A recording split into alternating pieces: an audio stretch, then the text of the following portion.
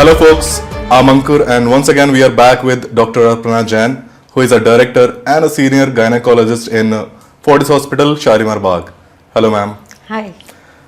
Ma'am, last time आपने हमसे बात करी थी relevance to pre conception care.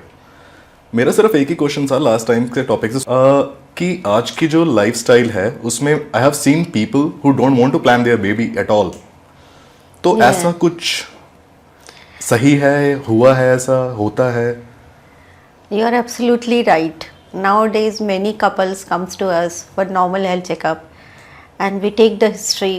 Then we came to know that they are married for more than 5 year or 6 year. तो हम उनसे पूछते हैं कि आपको प्रेगनेंसी प्लान नहीं करना है, तो क्या कारण है? कुछ फाइनेंशियल प्रॉब्लम है या कुछ रिस्पॉन्सिबिलिटीज़ हैं जिसकी वजह से आप प्रेगनेंसी प्लान नहीं करना चाहते? तो बड़े बड़े फ़नी जवाब मिलते हैं हमें कि मैडम अगर हम प्रेगनेंसी प्लान करेंगे तो ये तो बहुत बड़ी रिस्पॉन्सिबिलिटी हो जाएगी ना, बच्चे को पालना, बड़ा करना, उसे पढ़ाना, और मैडम मेरे पास तो इतना टाइम भी नहीं बचेगा कि मैं अपना मोबाइल तक चेक कर सकूं। I said what? मोबाइल देखने के लिए प्रेगनेंसी प्लान नहीं करना चाहते, रिस्पॉन्सिबिलिटी लेना नहीं चाहते? तो मेरे पास ना उनको कोई जवाब ही नहीं होता देने के लिए, क्योंकि it is such A funny question कि मैं उसका क्या जवाब दूँ। तो मैं उनसे यही कहती हूँ, अगर आपके पेरेंट्स ने ऐसा सोचा होता ना तो आप भी इस दुनिया में नहीं आए होते। प्लीज़ ऐसा नहीं सोचो। तो it is the duty of human to produce, to procreate. It is मतलब ये हमारी जिम्मेदारी है कि हम इस दुनिया में आए हैं तो हमें आगे अपनी प्रोजेनी को बढ़ाना है और अच्छी प्रोजेनी को बढ़ाना है। Correct correct, which is really important. या लाइक हम कमा किस लिए रहे हैं, एंड अगर इतना ही हम लोग स्टक हो जाएंगे लाइफ में एक टाइम के बाद, जैसा हमने लास्ट टाइम पे डिस्कस करा था, लाइक एक टाइम तक ही ये सब मेडिकल और मेडिकल टेस्ट और कोई भी मेडिसिन असर कर पाएगी। या क्योंकि अभी जब आप यंग होते हैं, आप उस वक्त वर्किंग होते हैं, आपके ऊपर वर्क का प्रेशर होता है, तो आपको ये ना प्रेगनेंसी प्लान करना, प्रोड्यूस करना एक बेमानी सा लगता है, because you are young, you are able to manage yourself. लेकिन जब आपकी एज बढ़ने लगती है, you cross 35, 40 and start feeling कि somebody should be there to take care of you, and then it is very late.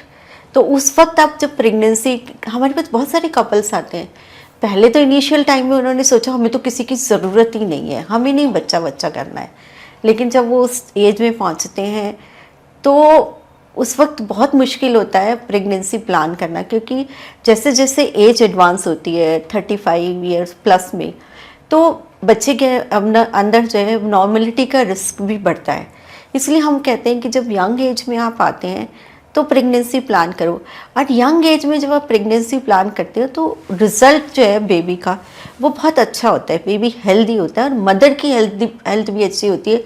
उसको like diabetes है, hypertension है, जो भी मेडिकल डिसऑर्डर्स हैं वो कम होते हैं। एज एडवांस होती है तो मेडिकल डिसऑर्डर्स भी आ सकते हैं और बच्चे के अंदर एबनॉर्मलिटी का रिस्क भी आ सकता है। एंड वन मोर थिंग, जब आपकी एज बढ़ती है, आपकी ऊपर जो है, जब आपकी एज बढ़ती है तो आपके ऊपर जब उस टाइम आप बेबी प्रोड्यूस करते हैं तो बाय द एज ऑफ 60, 65, 70 तब आपका बच्चा होगा 20 साल का, 25 साल का। वो उसको आप कैसे मैनेज करोगे? वो सेटल्ड ही नहीं होगा लाइफ में। तो अगर आप अर्ली स्टेज ऑफ लाइफ में, मतलब आई विल से 25 अराउंड और 30 अराउंड अगर आप बेबी प्रोड्यूस करते हैं तो बाय द टाइम बच्चा बड़ा होता है तो आप भी यंग होते हैं, तो आप यंग पेरेंट होते हैं, ये सोचिए, है ना। अगर ओल्ड पेरेंट होते हैं तो उनके लिए बच्चे को मैनेज करना उतना ही मुश्किल होता जाता है। एंड ये प्रॉब्लम एक बेबी के साथ नहीं होती। जैसे बहुत सारे कपल हमारे पास आते हैं, एक बेबी तो कर लेते हैं यंग एज में, फिर they take very long time to plan second baby, कि हम इसकी रिस्पॉन्सिबिलिटी हमारे ऊपर है तो हम सेकेंड बेबी नहीं करें। तो मैं हर किसी को यही समझाती हूँ, पहला बच्चा आपने अपनी फर्टिलिटी को प्रूव करने के लिए किया, लेकिन सेकेंड बेबी आप उस बच्चे की सिबलिंग को प्रोड्यूस करने के लिए करिए।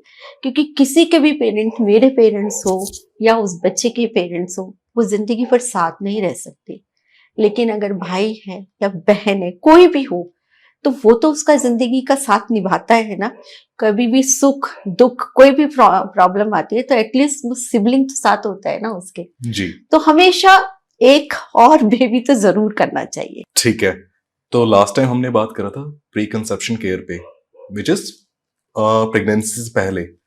आज मैं जानना चाहूंगा हमें ड्यूरिंग प्रेगनेंसी क्या क्या करना चाहिए। तो उससे रेलेवेंस मेरा बड़ा कॉमन सा क्वेश्चन है, कब पता चलता है that a woman is pregnant?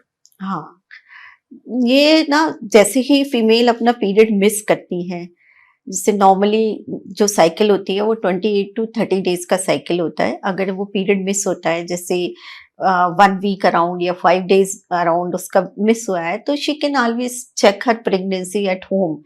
बहुत सारे pregnancy test, urine pregnancy test की किट अवेलेबल होती है and she can test at home and came to know that whether she is pregnant और नॉट।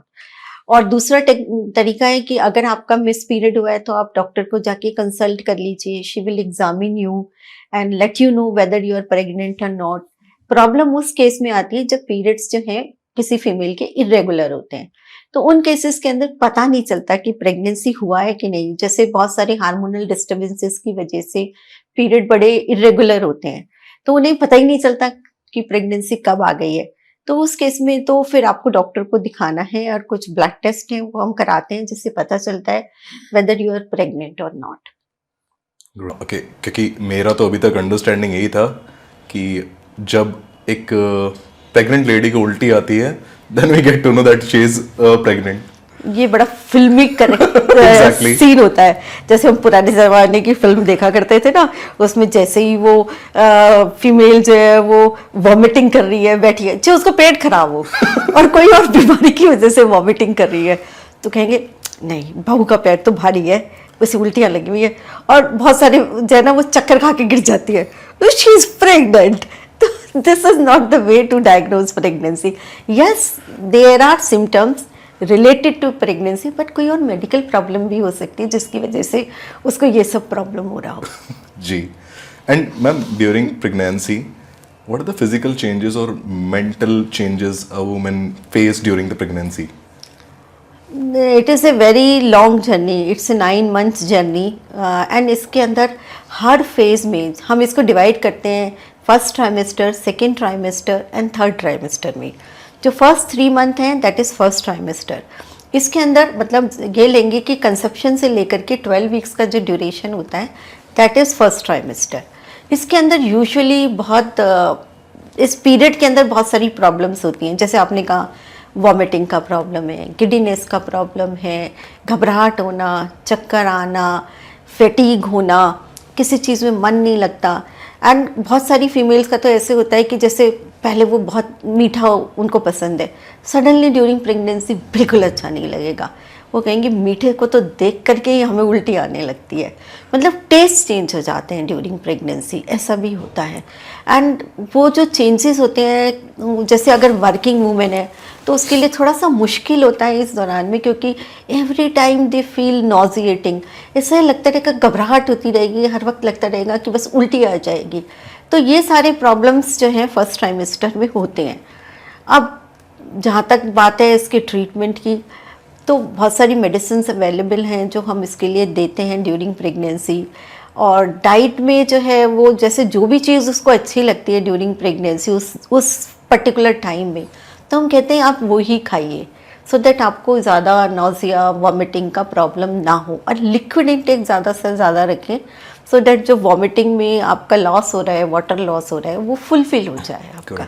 मैम एक मिथ भी है, या आप कह लीजिए हर घर का एक माइंडसेट रहता है कि ड्यूरिंग प्रेगनेंसी अगर हम कोई भी दवाई खाएंगे तो बच्चे को इम्पैक्ट कर सकती हैं वो चीज़ें। एब्सोल्युटली यस, बहुत सारी मेडिकेशन होती हैं जो हम प्रेगनेंसी में बिल्कुल नहीं देते।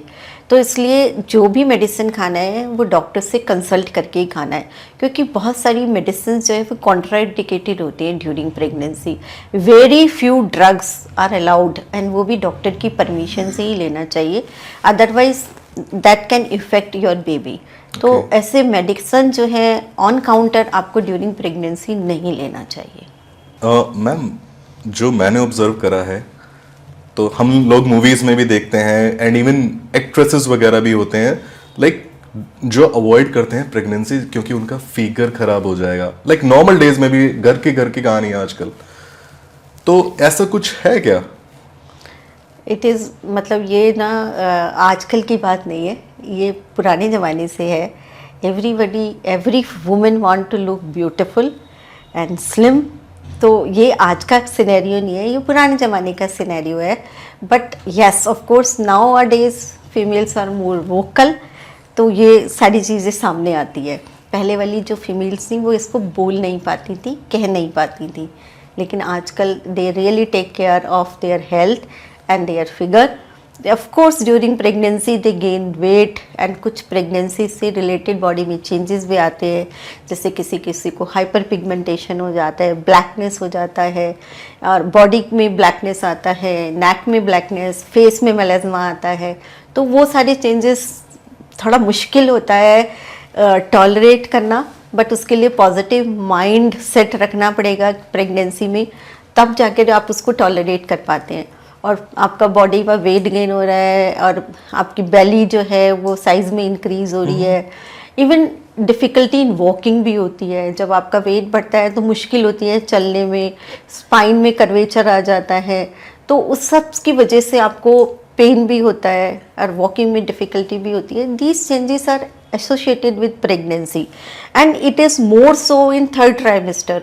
जो नियर टर्म जब प्रेगनेंसी जाती है तो उस वक्त और भी ज़्यादा प्रॉब्लम होती है, इवन ब्रीदिंग डिफ़िकल्टी भी आती है, because increasing size of abdomen जो है उसका डायफ्राम पे प्रेशर आता है, तो सांस लेने में तकलीफ भी हो जाती है। समटाइम हम पेशेंट्स को कहते हैं कि आप 2 पिलो लगा कर सोइए अगर आप सांस नहीं ले पा रहे हैं। एंड मोर प्रॉब्लम उन फीमेल्स के अंदर ज़्यादा आती है जिनके अराउंड, बेबी के अराउंड पानी ज़्यादा हो जाता है, या बेबी ज़्यादा बड़े साइज़ का होता है, या फीमेल शॉर्ट स्ट्रेचर्ड होती है, या जिसने ज़्यादा वेट गेन ड्यूरिंग प्रेगनेंसी कर लिया है। तो ये सारे इश्यूज़ आते हैं, I can not deny this, but yes if you take a proper care, अपना ध्यान ड्यूरिंग प्रेगनेंसी में रखेंगे और अपनी डॉक्टर की इंस्ट्रक्शन को फॉलो करेंगे, तो आपको ये जो प्रॉब्लम्स है वो मिनिमम होंगी। तो मैम बेसिकली ये मिथ ही है कि आफ्टर प्रेगनेंसी कोई भी वुमेन अपना जो उसका पुराना बॉडी का शेप और साइज था वो दोबारा से रीगेन नहीं कर पाएगी। Of course it is a myth, because after delivery अगर आप अपनी डाइट का, एक्सरसाइज का ध्यान रखेंगे तो definitely you can regain your previous shape and weight. लेकिन बहुत सारी फीमेल्स होती हैं वो यही कहती हैं कि मेरा वेट ना जब से बढ़ गया है, जब से मेरे को प्रेगनेंसी हुई, डिलीवरी हुई ना, तब से मैं ऐसी हो गई हूँ। अरे आप ऐसी हो गई हैं क्योंकि आपने अपनी डाइट का ध्यान नहीं रखा। डिलीवरी के बाद आप लड्डू खाए जा रहे हैं, इतना मीठा खाए जा रहे हैं, इतना घी खाए जा रहे हैं, तो कैसे वेट रिड्यूस होगा ना। वेट रिड्यूस करने के लिए आपको अपना मुंह बंद करना पड़ेगा भाई, और एक्सरसाइज करना पड़ेगा, तब जाके होगा। और पिगमेंटेशन जो प्रेगनेंसी में हो जाता है वो सब भी रिवर्ट बैक टू नॉर्मल हो जाता है। थोड़ा सा टाइम लगता है लेकिन वो नॉर्मल आ जाता है। एंड बहुत सारी फीमेल्स का होता है कि हमारा प्रेगनेंसी में ना बहुत हेयर लॉस हो रहा है, और ये हेयर लॉस तो हमारे बच्चे की वजह से हो रहा है। जैसे जैसे बच्चा ग्रो करता है, वो सांस लेता है, हिचकी लेता है, तो हमारे बाल गिरते हैं। अरे भाई उसकी वजह से बाल नहीं गिरते हैं, आपको अपने डॉक्टर को ये प्रॉब्लम बताना होता है। हो सकता है कुछ न्यूट्रिशनल डेफिशिएंसी आप में चल रही हो जिसकी वजह से आपका हेयर लॉस हो रहा है, क्योंकि ग्रोइंग बेबी भी तो आपसे न्यूट्रिशन ले रहा है। तो अगर आपका प्रॉपर न्यूट्रिशन ड्यूरिंग प्रेगनेंसी नहीं है, क्योंकि आपकी कैलोरिक जो डिमांड है, जो प्रोटीन डिमांड है, मिनरल्स की डिमांड है, विटामिन्स की डिमांड है, during pregnancy it has to be increased. Iron, calcium, it has to be increase during pregnancy, otherwise आप डेफिशिएंट हो जाएंगे, और डेफिशिएंसी होगी तो ये सारे प्रॉब्लम्स आपको लगेंगे कि ये हो रहे हैं। It is not because of the baby, it is because of nutritional deficiency. ठीक है मैम, बट हाँ आपने सही कनेक्ट किया, मतलब कि इवन मेरे घर में भी जैसे मेरी सिस्टर्स को जब बेबी हुए थे तो इवन दे यूज्ड टू से कि मेरे बाल गिर रहे हैं, ये बच्चे की वजह से हैं। तो मैंने, मतलब कि मेरी सिस्टर ने भी किसी डॉक्टर को कंसल्ट नहीं कराया, टू बी वेरी ऑनेस्ट। तो मेरे को तो आज पता चला है जो आपने बताया, that it's not due to the baby, it's just because of the deficiency of some nutrition in our body. Great. एक चीज और है ma'am, mood swings, like mental health का चेंज होना, फिजिकल अपीयरेंस का चेंज होना, तो वुमेन्स में क्या क्या चेंजेस आते हैं और कैसे उनको टैकल कर सकती है? इवन वुमेन्स का नहीं, मैं इवन मेंस का भी कहूँगा, क्योंकि even they are like equally participate. या एक तो सबसे पहले पॉजिटिव माइंड फ्रेम का होना बहुत ज़रूरी है। जैसे कि मैंने कहा कि प्रेगनेंसी होती है तो it's responsibility of female as well as of male. And थोड़ा सा प्रॉब्लम तो है कि अब दिमाग में ये आता है कि अब ये बच्चा आने वाला है तो हम इसके फाइनेंसेस को कैसे हैंडल करेंगे। तो उसके लिए आपको पॉजिटिव माइंड फ्रेम रखना पड़ेगा कि भाई ये बेबी आएगा तो उसके साथ साथ अपने लिए कुछ ईश्वर से लेकर भी आएगा, तो इतना Correct. स्ट्रेस डाउन नहीं होना चाहिए उस चीज़ के लिए।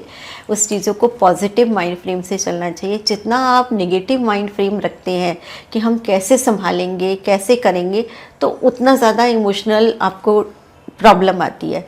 एंड फीमेल्स के अंदर ज़्यादा आती है, स्पेशली वर्किंग वुमेन होती है तो उसको ज़्यादा प्रॉब्लम आती है, बिकॉज थोड़ा बहुत तो काम जो है उसका इफ़ेक्ट होता है कि अगर जैसे फर्स्ट ट्राइमेस्टर में इतना ज़्यादा उसको नॉजिया वॉमिटिंग घबराहट हो रही है तो वो ठीक से काम नहीं कर पाती है, ठीक से खा नहीं पाती है, तो उसको बहुत सारे इस तरह के इमोशनल प्रॉब्लम्स आती हैं। तो उसमें यही है कि अगर फैमिली का सपोर्ट होता है, हस्बैंड का सपोर्ट होता है, जो उसको चीज़ अच्छी लग रही है वो ला कर उसको देते हैं और उसका ध्यान रखते हैं, तो डेफिनेटली वो जो इमोशनल प्रॉब्लम आ रही है वो उसकी सॉल्व हो जाती है।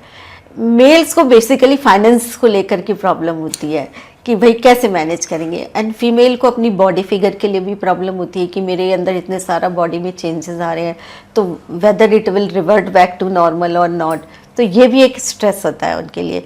एंड फिर बेबी की केयर को सोच सोच करके भी थोड़ा स्ट्रेस होता है।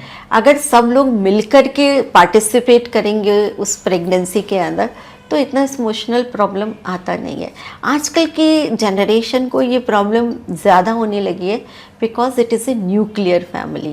पहले हमारी कंबाइंड फैमिलीज़ होती थी, घर में बुज़ुर्ग होते थे, एक दो जनरेशन के लोग होते थे, तो वो लोग बच्चे को संभालते थे, तो थोड़ा सा स्ट्रेस कम होता था। लेकिन अब न्यूक्लियर फैमिली है, मतलब एक हस्बैंड है, वाइफ है, ज़्यादा से ज़्यादा हो सकता है थोड़े टाइम के लिए आपके लॉज आ जाएं, तो इस वजह से वो स्ट्रेस लेवल थोड़ा ज़्यादा होता है। तो उसमें यही है कि आप कनेक्ट करके रहें अपनी फैमिली के साथ सो दैट आपको ये प्रॉब्लम्स ना आए। ओके, मेरा एक क्वेश्चन और है, मतलब वुमेन की मेंटल हेल्थ से रेलिवेंट, लेबर पेन और डिलीवरी का डर। यस। तो जो मैंने ऑब्जर्व किया या डे टू डे लाइफ में हम लोग देखते हैं ऑफिसेज वगैरह में, तो कई बार तो वो इस डर की वजह से या तो बेबी प्लान नहीं करना चाहते या इवन दे आर प्रेग्नेंट, तो उनको ये डर ही लगा रहता है कि जब कब लेबर पेन होगा तो मैं कैसे इसको टॉलरेट करूंगी। तो how she can prepare herself, और I would say how they can prepare themselves. या इट इज़ वेरी कॉमन, वो डर में जी रही होती है। मतलब जब वो थर्ड ट्राइमेस्टर आता है तो उनको ऐसे ऐसे ड्रीम आने लगते हैं, लेबर पेन्स के ड्रीम आने लगते हैं। एंड बहुत सारी फीमेल्स जो है ना वो यूट्यूब पर बड़े लेबर वाले वो देखेंगे यूट्यूब पर, उसे देख के डरती रहेंगी कि इतना पेन आता है, इतना लंबा पेन आता है, उसमें डर में ही रह जाती हैं। तो I will suggest them please do not see all these things. आप अपनी डॉक्टर से पूछिए, हमारे पास आजकल फैसिलिटी भी होती है। अगर आप जैसे नॉर्मल डिलीवरी के लिए जा रहे हैं तो लेबर पेन्स को मतलब 80% तक पेन रिलीफ हो जाता है एपिड्यूरल एनेस्थीसिया, पेनलेस डिलीवरी हमें इसे कहते हैं। तो वो आप जा सकती हैं, आप ड्यूरिंग लेबर डिसाइड कर सकती हैं। अगर आपको लगता है you are not able to tolerate labour pain तो आप एपिड्यूरल एनेस्थीसिया ले सकते हैं, जिससे पेनलेस डिलीवरी हो जाती है। तो इतना कोई प्रॉब्लम नहीं है कि आप लेबर पेन को सोच सोच के डरें और अपनी प्रेगनेंसी को एंजॉय ना करें। Please do enjoy your pregnancy, do not worry about the labour pains. ऐसी कोई चीज़ नहीं है जिसका कोई रेमेडी ना हो। करेक्ट। मैम ये तो बहुत सही है, लाइक डरना तो एनी हाउ प्लान कर लिया है तो डर के साथ जीना, इट्स लाइक शायद बेबी को इम्पैक्ट करेगी, आपका स्ट्रेस लेवल बढ़ेगा Yes. तो बेबी को ही इम्पैक्ट करेगा।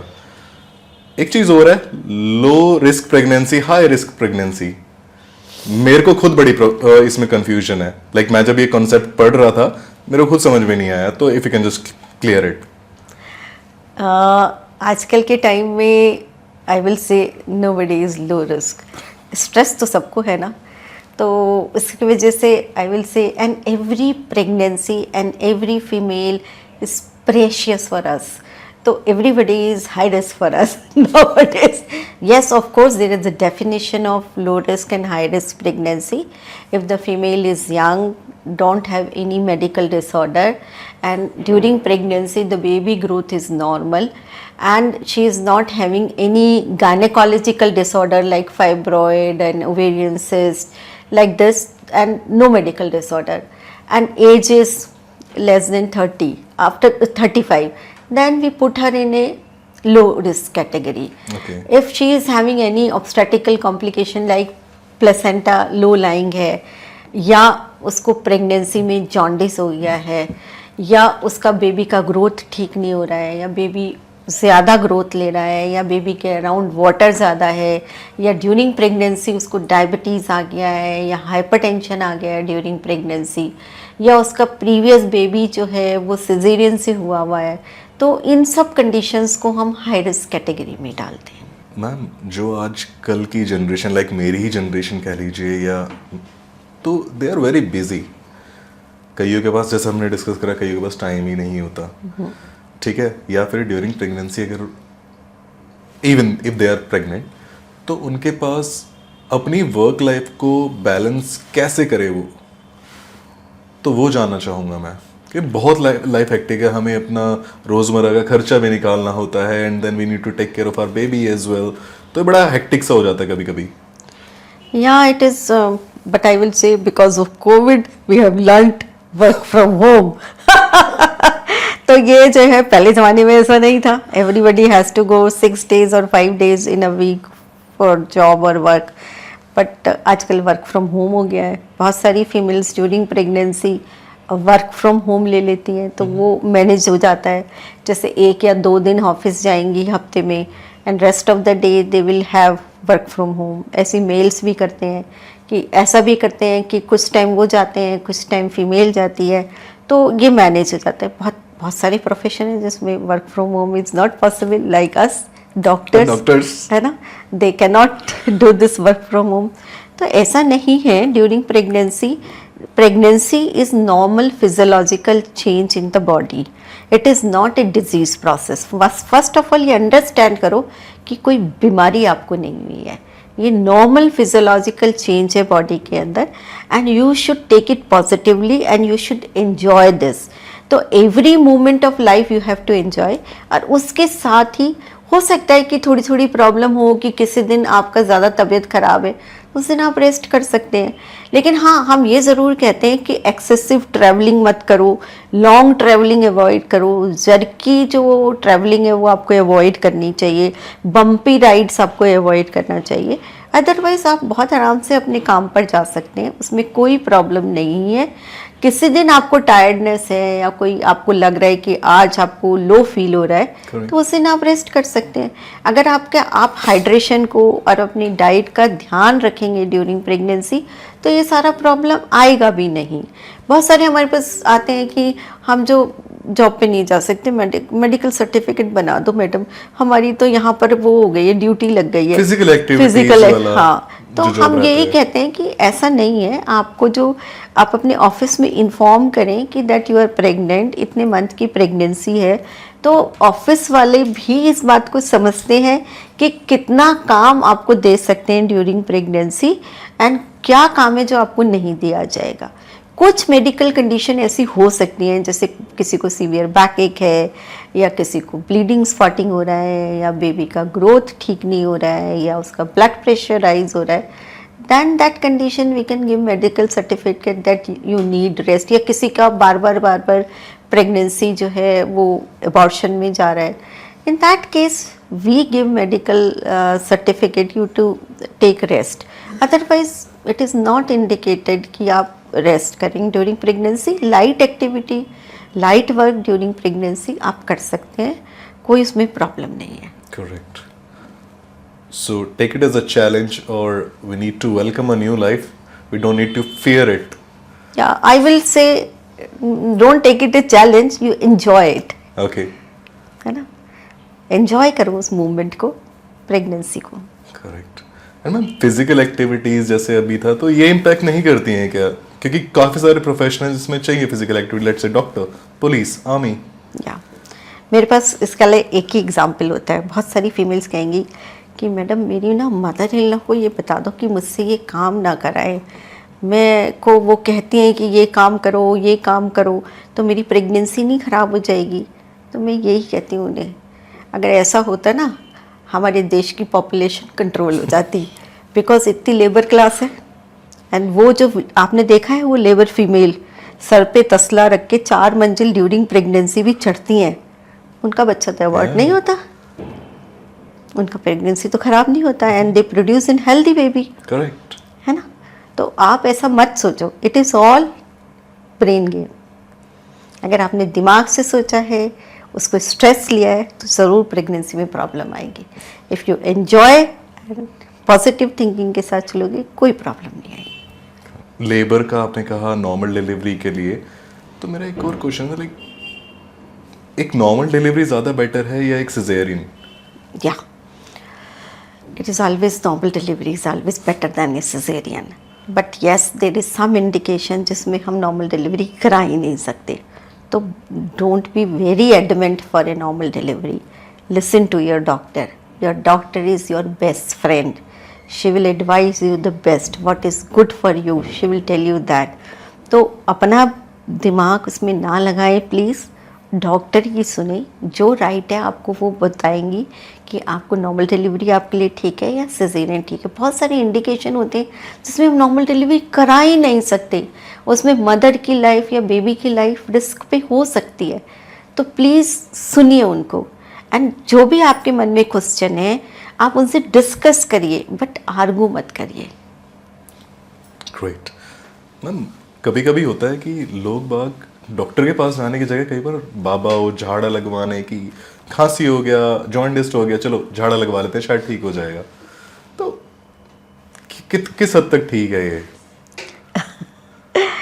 देखो प्रेगनेंसी में तो कोई भी चीज़ ठीक, मैं तो कहूँगी नॉर्मल हेल्दी लाइफस्टाइल में भी ये ठीक नहीं है, एक नॉर्मल पेशेंट के लिए भी, पर्सन के लिए भी ये ठीक नहीं है। जो भी प्रॉब्लम हो रही है, कोई भी डिसीज़ हो रही है, तो डॉक्टर को कंसल्ट करो। उसके बाद चाहे आप एलोपैथिक दवाई खाएं, चाहे हेमोपैथिक दवाई खाएं, आयुर्वेदिक दवाई खाएं, पहले अपनी डायग्नोसिस तो बनवा लीजिए, प्रॉब्लम क्या आपको हो रही है। ऐसे झाड़ा वाला नहीं लगवाना चाहिए। प्रेगनेंसी में तो बहुत ही कॉमन है यार, ड्यूरिंग प्रेगनेंसी जॉन्डिस हो गया प्रेग्नेंट फीमेल को, तो जैसे झाड़ा लगाने से तो प्रेगनेंसी में जॉन्डिस जो है ना वो ठीक हो जाएगा। अरे भाई, प्रेगनेंसी में जॉन्डिस होना बहुत ही डेंजरस इफ़ेक्ट होता है, इसमें मदर की जान को खतरा होता है। तो प्लीज़ अगर ड्यूरिंग प्रेगनेंसी आपको जॉन्डिस हो रहा है प्रेगनेंसी के दौरान, तो प्लीज़ किसी झाड़े वाड़े के लिए मत जाइएगा, अपनी डॉक्टर की सुनिए, ब्लड टेस्ट कराइए, मेडिकेशन लीजिए, क्योंकि ये बच्चे और मदर दोनों की लाइफ के लिए ख़तरनाक हो सकता है। दूसरा प्रॉब्लम होता है मिर्गी का दौरा।